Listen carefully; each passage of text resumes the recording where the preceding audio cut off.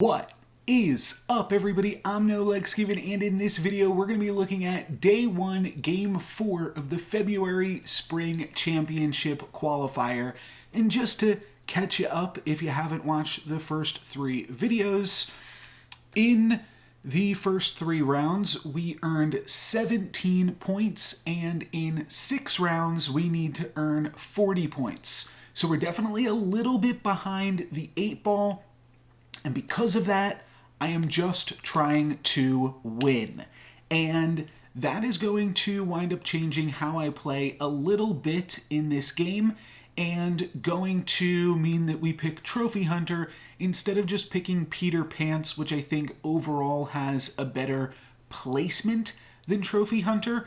But I want to get those wins. I think that I'm still going to need one more first place finish to make it to day 2, so I'm going to try to do that in this game. In the first shop, I lock the shrink spell along with the golden chicken, so that way I can buy and sell it and buy 2 units on turn 2, and the unicorn ensures that we won that first fight. So pretty good stuff here, all things considered, for the start of the game. Getting to both be a 40 health trophy hunter and a trophy hunter with 3 units on turn 2. Both of those things are pretty nice. Trophy hunter definitely has a lot of high roll potential, though his hero power doesn't really help him out while he's level 2. That hero power comes much more into play when you're level 3, and especially once you are level 4. We are going to tie this combat as well. Unfortunately, we do not get the Polywoggle Slay, but no big deal. Do have the option to take Baby Dragon, but there is also an option to take Fanny plus Crafty in this shop.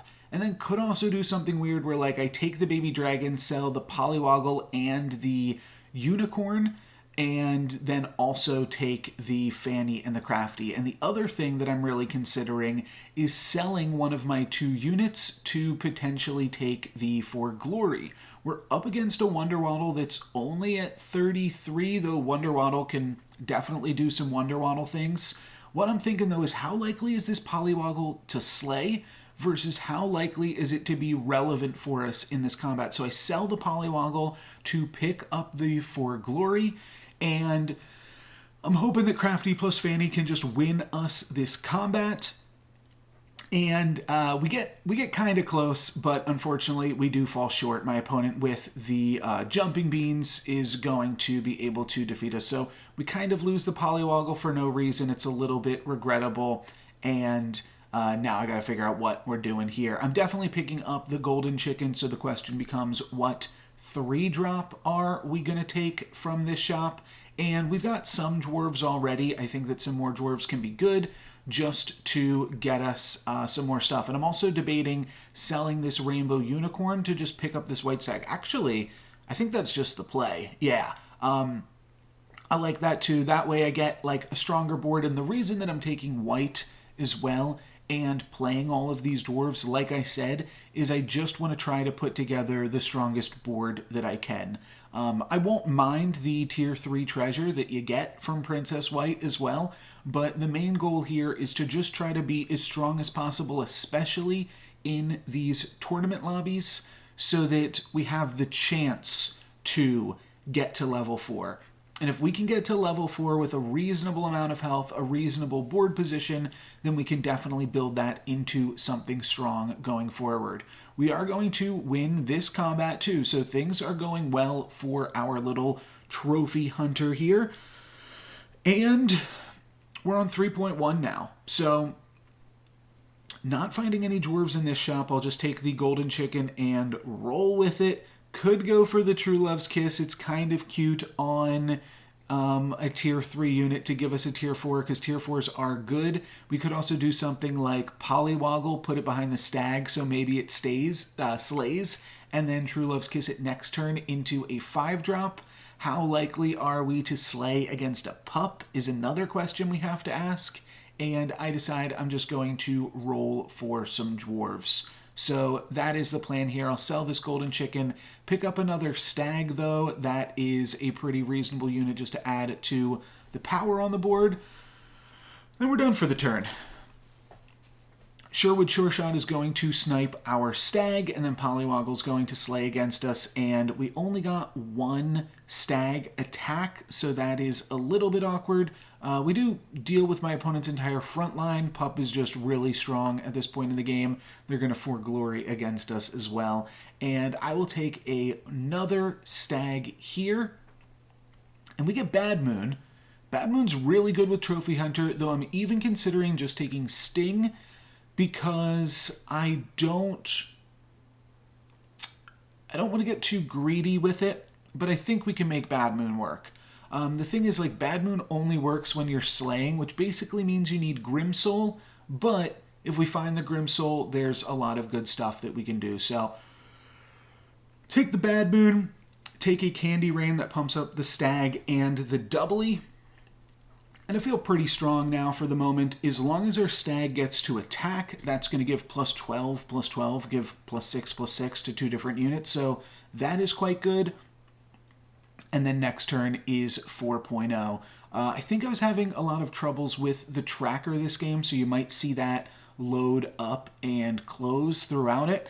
Was probably just served to be a distraction to me for the game, in all honesty. But we are going to get the win here as we were able to attack with our stag. Sometimes that's all it takes. So now we are on 4.0. That Gwen also had a little bit of XP too, so they were going for some other stuff. Puff Puff is definitely a consideration. We could certainly try to make Puff Puffs work. We could go Puff Puff plus Good Witch plus take the Sugar and Spice, but I think we can do better than that, and I think Monster Book is certainly better than that. So I'll pick up the Monster Book. Pretty happy about that one, and then we will look for some other units with Last Breaths and things. Fanny's not terrible. I actually do like Fanny. It adds a pretty considerable amount of stats to the board, helps us build towards white, and also helps us potentially get some Tier 2 treasures, and Tier 2 treasures are quite good on Trophy Hunter. A few different ways that we can play this board as well. We can just try to guarantee that the stag triggers onto the Monster Book, and that way the Monster Book can slay and start growing. That's going to be important because if it can get the stats on its own, then we won't have to worry about pumping it up with the stag. And then the other option could be just to play down a unit, not play the baby dragon, and that way if the stag attacks first, it's pumping up 2 units, so that's also a pretty reasonable avenue to take there. But we're just going to go with stag in 1 and see what we can do with that. And that is going to, oh wow, this is a Wish Upon a Star Zelhua with Eye of Aries. Everything is looking a lot bigger right now. Eye of Aries, the Falling Stars is really good for us, though. We would need to get another Falling Stars, and they actually have the crown, so that's going to let everything survive the Falling Stars anyways, and we got a Ride of the Valkyrie. So didn't quite matter, but yeah, Princess Peep plus, Princess Peep plus Eye of Aries is a nice little combo.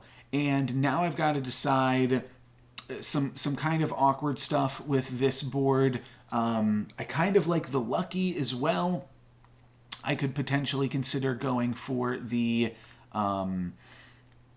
other, what was it called? The Shard of the Ice Queen. And I have to decide basically what I was getting at is if I want the stag to be supporting like multiple ranged units, or what exactly are we doing with that. I do want to grab a treasure because I want to power up Crafty, though none of these treasures are like particularly exciting here to just give us an additional level on a future treasure.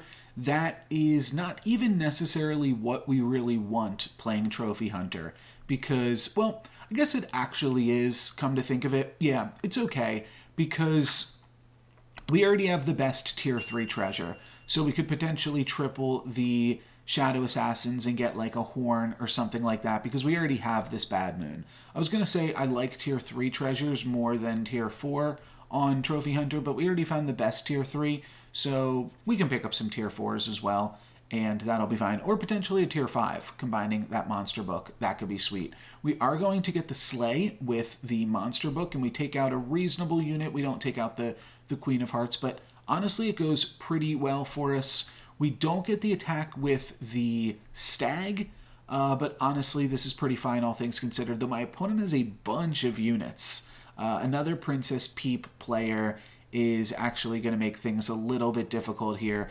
We will get to take out one more unit there and only take 6, but all of a sudden we're down to 16.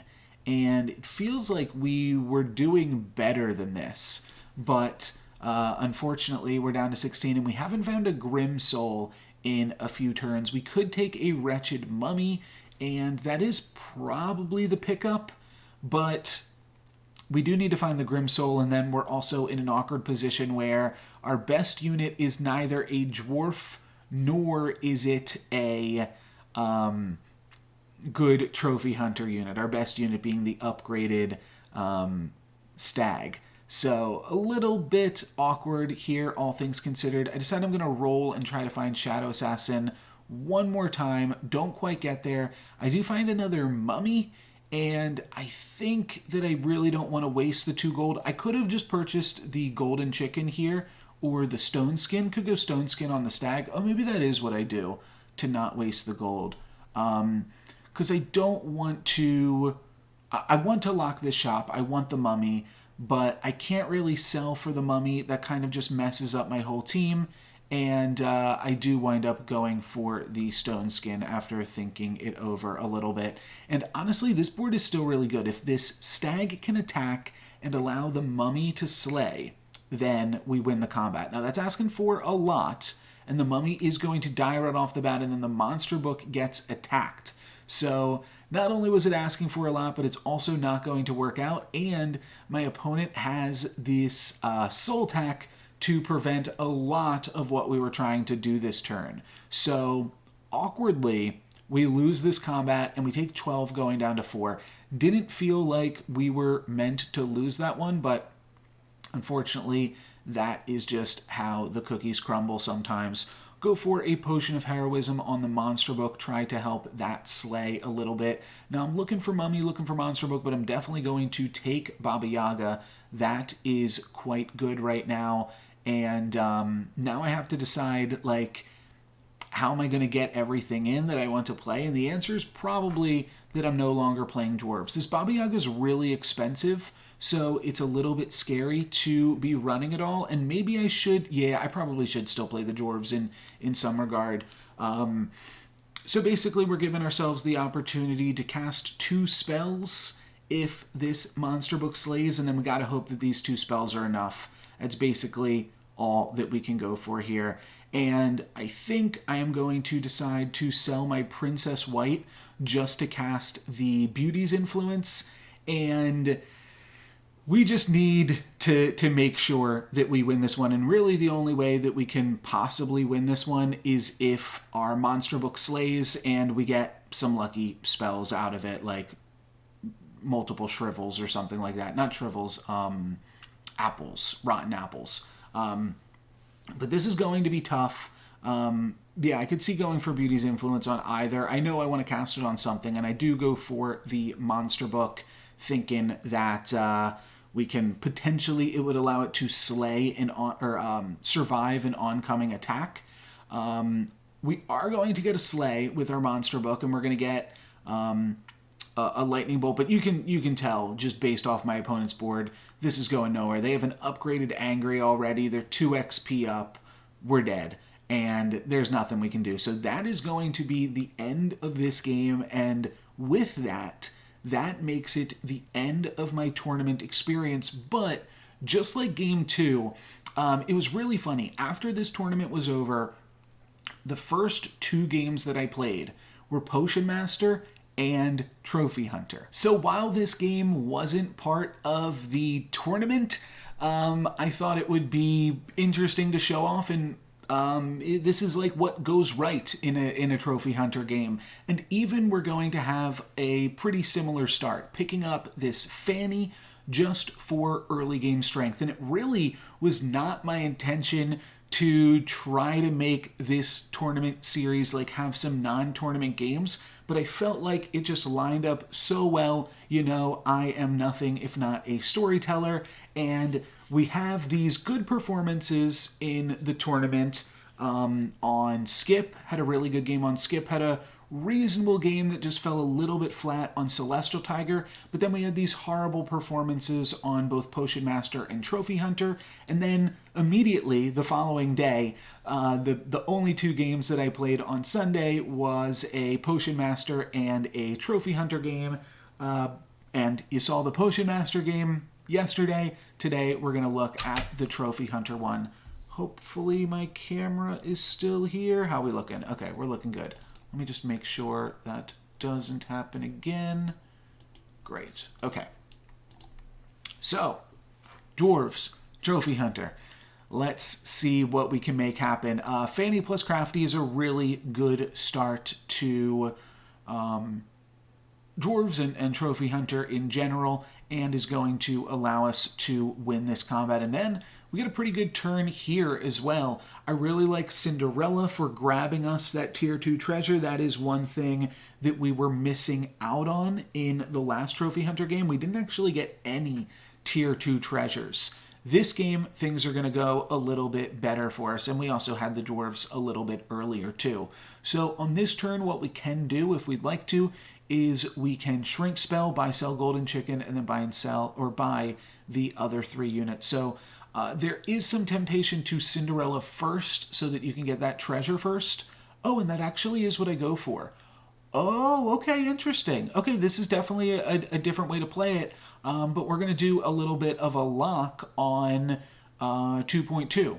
And one of the reasons for that is locking golden chicken plus shrink spell is just good value.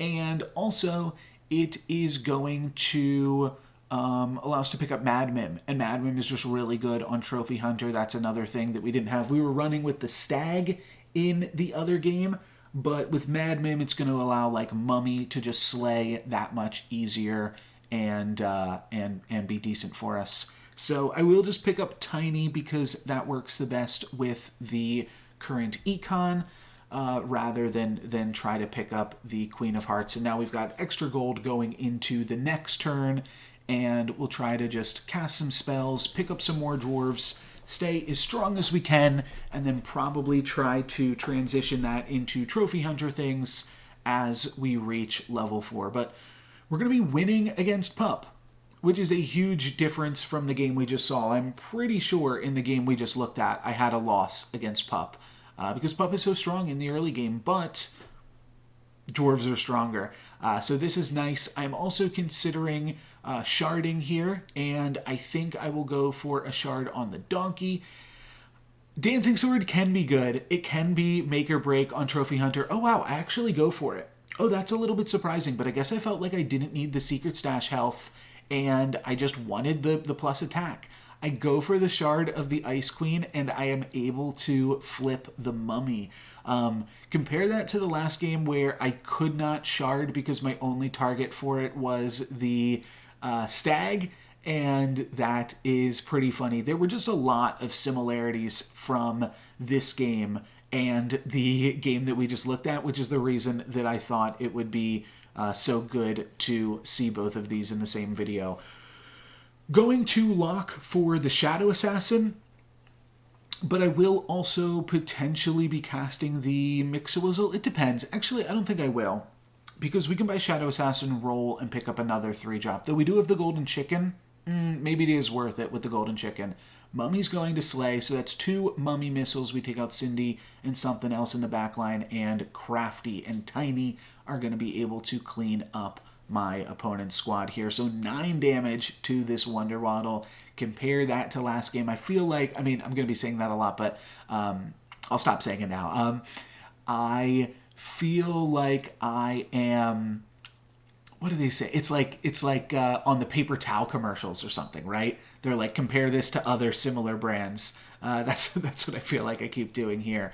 Definitely an option here is to sell this Golden Chicken to cast Beauty's Influence on something.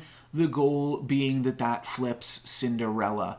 And I am actually just going to go ahead and roll, which I think is kind of an interesting decision, but we find For Glory. We also find a Lucky, but there's no way that we could purchase that Lucky. I guess we could skip the treasure and do some other stuff, but I mean, Hermes Boots is great. I do like Ring of Meteors as well. I'm still unable to actually make that work. I think that there are some problems with the Ring of Meteors strategy, just because it doesn't quite work with everything you'd want to do, but it is pretty sweet if you can ever get Ring of Meteors Trophy Hunter online. But for right now, we are looking pretty good. I love Hermes Boots on Trophy Hunter because they allow Mummy to slay at the start of the combat, and that's going to fire off a bunch of Mummy missiles on our opponent and really provide quite an easy win here, and a pretty nice game against Zelhua. We're even going to be getting a For Glory, and we get a free 4-drop. But this is a really powerful Trophy Hunter, and we haven't even started playing the game yet. So now we pick up a Medusa for free from the Trophy Hunter. Medusa does work kind of well in the boot slots. Oh, now I remember. I was rolling because that wasn't a real Shadow Assassin. Totally forgot about that.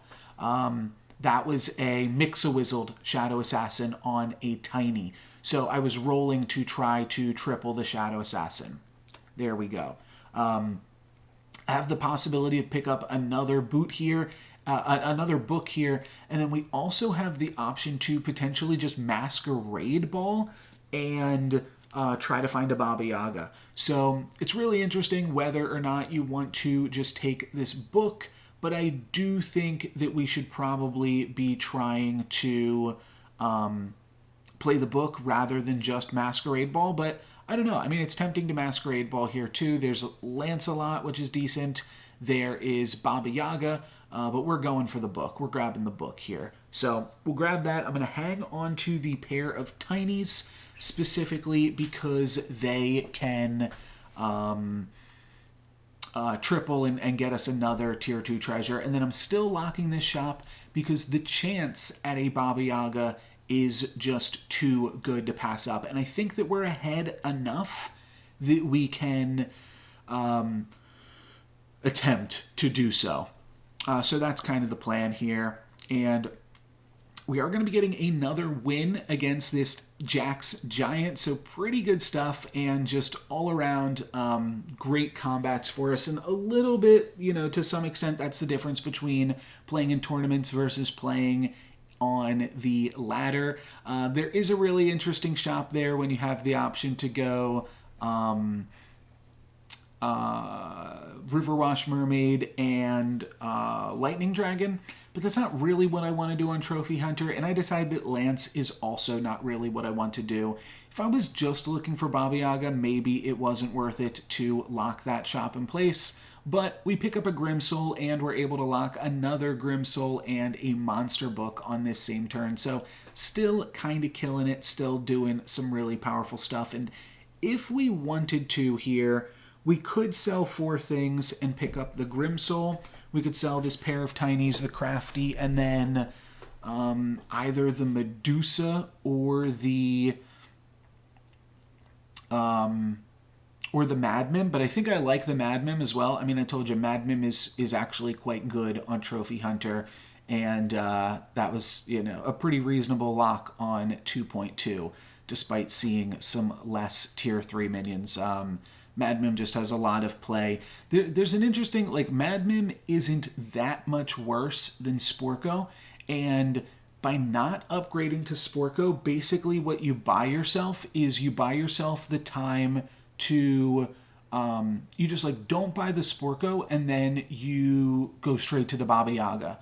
And if you think about it, Baba Yaga and Madmim both just give +3 attack. So it actually gives you like a little bit more reasonable expectations in terms of what Baba Yaga can offer, and is just kind of interesting in that regard. So going to pick up Monster Book and Coin of Sharon, and I really do like Coin of Sharon on Trophy Hunter, and that is actually one of the reasons that I really don't love the Ring of Meteors idea, though I am still going to try it and potentially make something sweet happen with it in the future. But this turn we roll into the mummy. I do think I want to sell 3 things and pick up the mummies here as well, and just double support the mummies with the Mad Mim. Interestingly, I mean, everything can't get the Coin of Sharon, so we could, but we'd be Coin of Sharoning the mummy this turn, and then we'd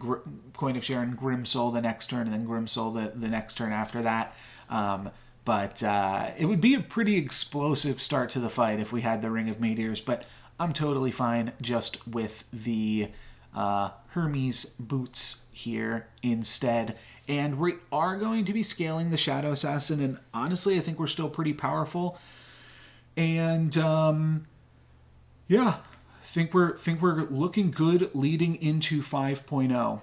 We've got a few key pairs. We don't have the best treasures, but we do still have pretty good treasures, all things considered, to be honest. I'm going to cast some spells here to get things started and then fail to slay with the mummy, but we do get to slay with the book. It's not the worst thing in the world. We get a really, really nice fireball, and that's really good for us. We wind up coming a little bit short. We take 6 damage, but if we had like fireball plus a slightly better spell, that could have looked awesome.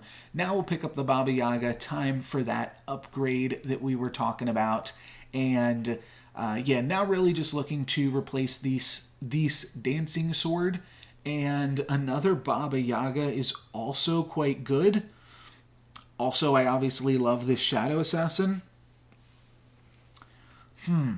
Gotta kind of figure out what we're doing with this shop too, because we want to, oh yeah, and there's another monster book. I mean, I want to take so many of these things in this shop. So this one's tough. I think what we should do is figure out what we want to play this turn, and then we just sell and try to do it. And we probably should buy the 4 Glory as well. I think that it is worth betting on ourselves, because maybe you get a Baba Yaga off the 4 Glory. And what I'm going to do here is decide to just pick up Shadow Assassin, partially because I want to play this 4 Glory as well, but this is also the units that will scale. So I think that provides some nice board presence in terms of just trying to give us the best board for this turn right now. We are going to Monster Book, and that's going to kill our other Grimsoul, which is going to fire off some Mummy missiles in addition to some other spells. They're going to take out our Monster Book, but our Mummy is going to slay, so that's going to fire off 3 Mummy missiles on their units, and then Shadow Assassin gets to trade with their Aeon. Oh, and then their Ancient Sark, so we don't get the 4 Glory. Oh, that kind of stinks. All right, well, now we're up against the Ghost. I'll take Baba Yaga. Going to sell the, probably the Mad, oh yeah, we can just sell the Mad Mim at this point and take this Monster Book. I'm also kind of tempted, oh, I don't take the Monster Book. I felt like I already had enough stuff going on, and I free roll past another Monster Book. That's kind of interesting, and I guess I kind of also know where this game is going too. But then we roll into a Mummy and a Baba Yaga, so another interesting decision to be made of how are we going to get stronger this turn. And I think the answer is, again, to play 2 Shadow Assassins and pick up this Baba Yaga.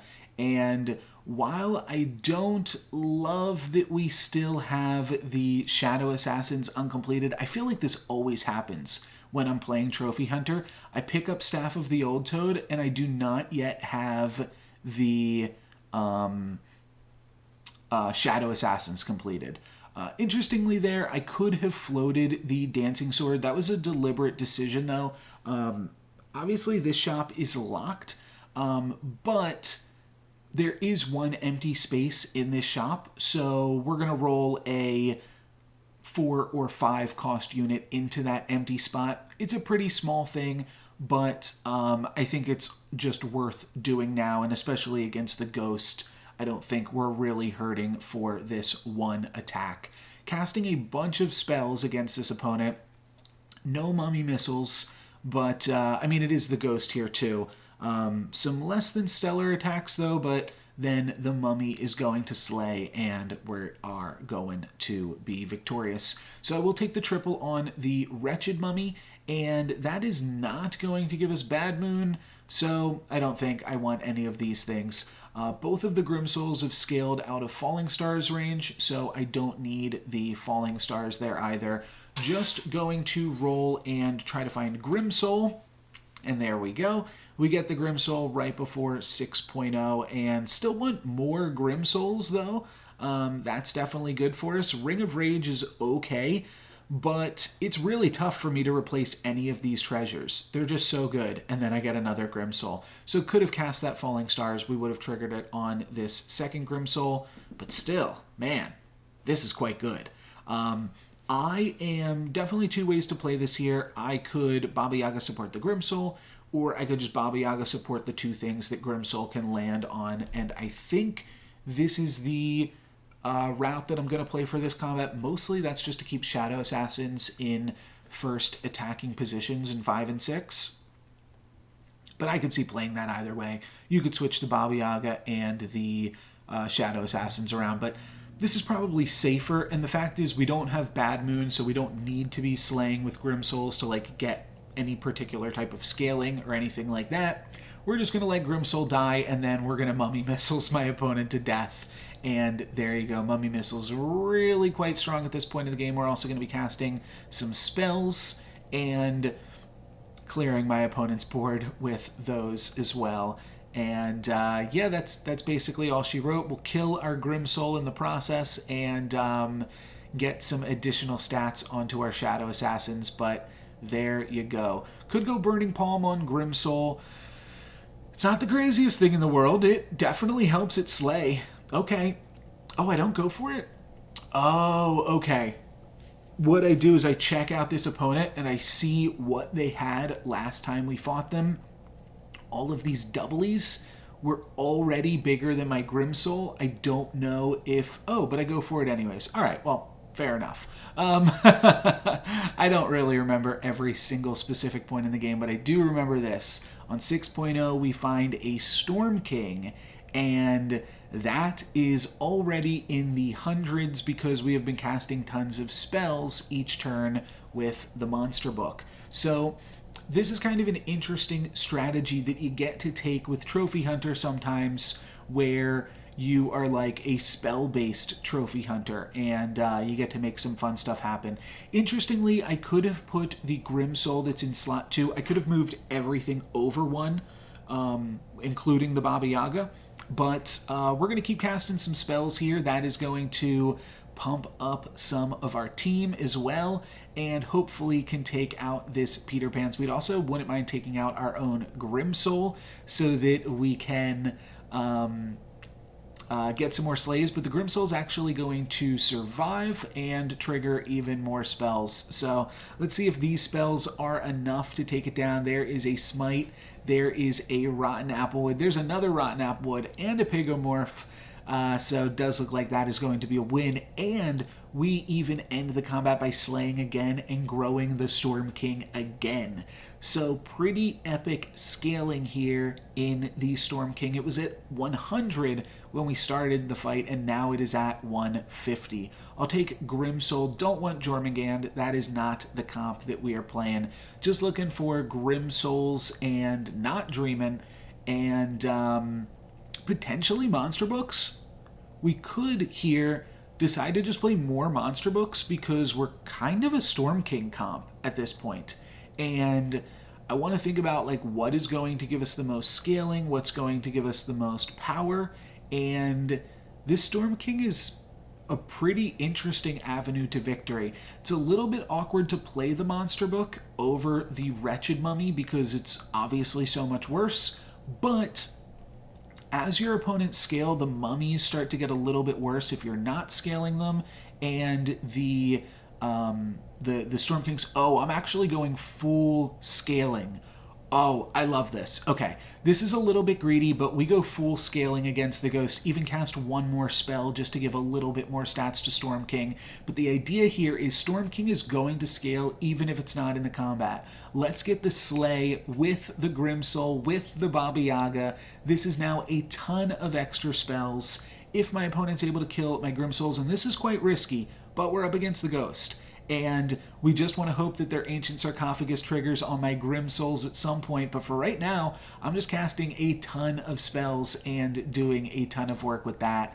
And yeah, that's pretty sweet. So a lot of passive scaling here from this shop, and we're even growing the Grimsoul, which is pretty fun because we're up against the Ghost. It doesn't look like my other Grimsouls are going to die, unfortunately, as we cast too many Blessing of Athenas and not enough Falling Stars.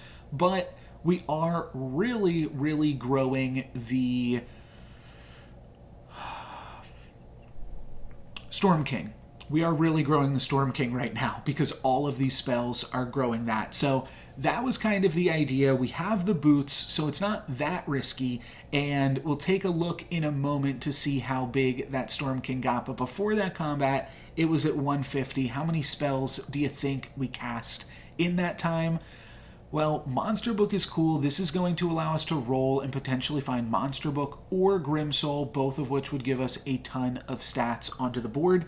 And I wind up finding the Grimsoul. So let's lock that in place. And we also have the Knighthood to potentially cast on the Storm King, which is now at 230. So an incredible amount of stats on that as well.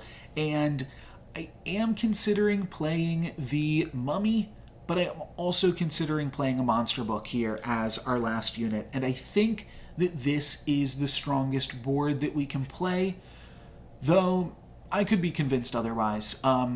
It's tough. We've got 11 units right now, and any combination of them I think is going to be good in some aspect or another. We failed to slay on the donkey, unfortunately, but we are going to get a bunch of stats, and also unfortunately that lands on the lesser Monster Book and means that we deny ourselves a little bit of stats here, but we are going to still be able to win this one. Cupid attacks into our Storm King. I guess I shouldn't be so confident, but we're going to cast a few more spells. We get a Pigomorph here. My opponent does have that huge doubly. That's why I said maybe I shouldn't be super confident. Then they take out our Monster Book, and we take out their Baby Root, and now what that doubly do? Not enough is the answer, and we are going to get that win. So there we go. There is a Trophy Hunter win to balance out the other Trophy Hunter performance, but that is going to be it for my tournament videos. Like I said in my Sunday video, I was just really pressed for time this weekend, and there was a Pokemon Go event that was starting right as the tournament was ending, so basically I just said, okay, well, with this loss, even though this was a win, with the loss earlier in this video, I can no longer day 2 in the tournament, so I'm going to call it quits there.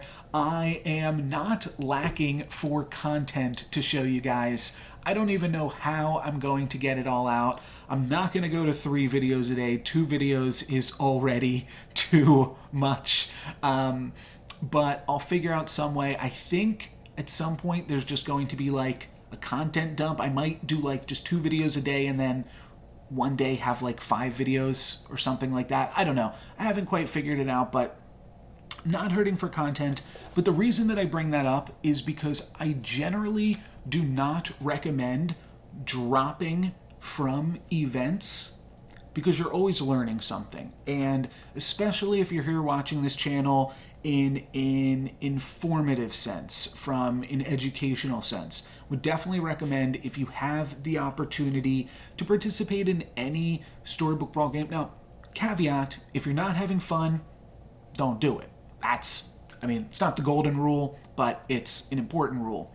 However, if you're having fun and you want to try to improve, I guess I'm trying to clarify that I didn't just rage quit the tournament and tilt and drop out, because there's always something that you can learn from staying in it and trying to improve yourself. And what I think that I'm kind of realizing is maybe I do need to start doing more tournament-specific practice in lead up to these tournaments, because on ladder, obviously, everything is so much easier. So maybe I will be trying to run some scrims on the competitive discords and things like that, because as far as ladder's concerned, I know I can do that, but if I want to prove myself in the tournament realm again, then I am going to have to put in some hours to kind of unlearn some of that ladder behavior.